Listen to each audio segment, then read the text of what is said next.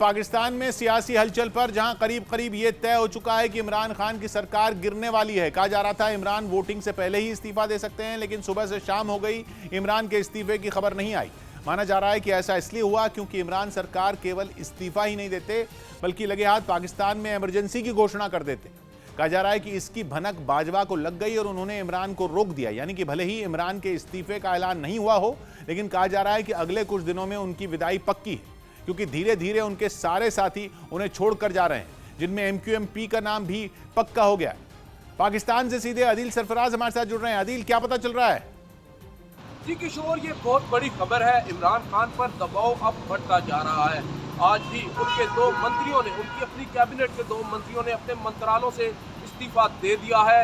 MQM के ये दो मंत्री थे जो अब अपोजिशन कैंप में जा बैठे हैं, और जो एमक्यूएम है उसका अपोजिशन के साथ जा मिल बैठना अब इमरान खान की शिकस्त को यकीनी बता रहा है।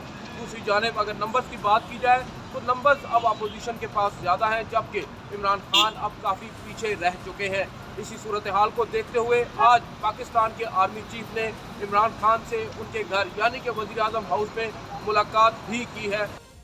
शुक्रिया आदिल आपका। वहीं पाकिस्तान में अविश्वास प्रस्ताव पर चर्चा से एक दिन पहले पूरे दिन सियासी ड्रामा चला और खबर आई कि इमरान सदन में बहस से पहले ही हथियार डालने वाले हैं, मतलब वो अपनी कुर्सी छोड़ देंगे। कहा जा रहा था कि इमरान शाम को देश के नाम एक संबोधन करने वाले थे, जिसमें वो लोगों से अपने दिल की बात बोलते, लेकिन ना इमरान खान का संबोधन हुआ और न वो पाकिस्तान के लोगों को अपनी बात बता पाए।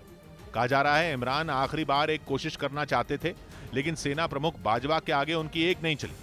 यही नहीं, खबर तो यह भी उड़ी कि इमरान पाकिस्तान को इमरजेंसी का शॉक देने वाले थे, लेकिन बाजवा और आईएसआई चीफ ने उनका खेल खराब कर दिया। खबर है कि बाजवा उन्हें रोकने के लिए खुद उनके घर पहुंच गए, जिसके बाद इस बात पर करीब करीब मोहर लग गई कि इस सियासी पारी में इमरान का गेम ओवर हो चुका है, क्योंकि थोड़ी ही देर बाद खबर आई कि इमरान देश को संबोधित नहीं करेंगे। कहा जा रहा है कि इमरान पर दबाव इतना बढ़ चुका है कि अब वो अविश्वास प्रस्ताव का सामना तक नहीं करना चाहते।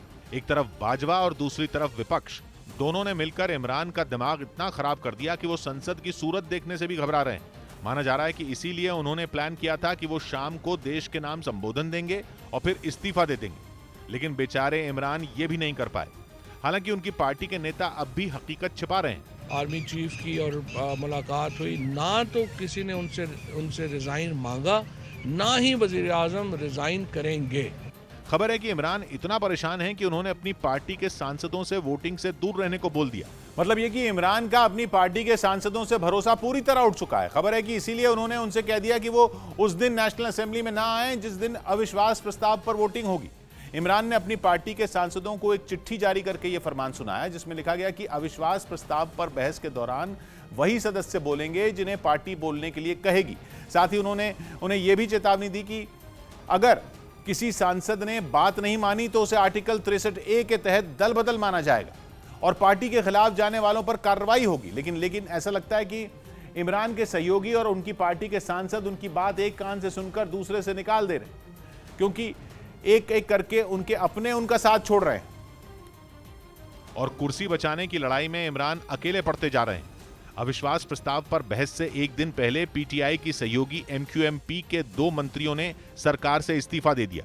पार्टी के नेताओं ने इससे पहले रात में विपक्षी पार्टियों के साथ एक बैठक भी की। मैंने वजारत इंफॉर्मेशन टेक्नोलॉजी के ओहदे से इस्तीफा दे दिया है। एमक्यूएम ने जैसे ही इमरान का साथ छोड़ा, विपक्ष का हौसला और बढ़ गया।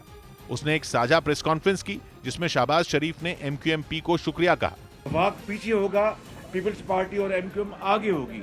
विपक्ष की इस प्रेस कॉन्फ्रेंस में शहबाज शरीफ के अलावा मरियम नवाज, फजलुर रहमान और बिलावल भुट्टो मौजूद रहे, जिनके चेहरे देखकर यह अंदाजा लग गया कि इमरान सरकार की हालत अब गिरी तब गिरी वाली हो चुकी है, क्योंकि उसका दावा है कि 342 सदस्यों वाली पाकिस्तान की नेशनल असेंबली में उसके पास 175 सदस्यों का समर्थन है, जबकि इमरान सरकार को गिराने के लिए 172 वोटों की जरूरत है। विपक्ष खुश है तो इमरान भी जाते जाते हर दांव खेलने के मूड में दिखे।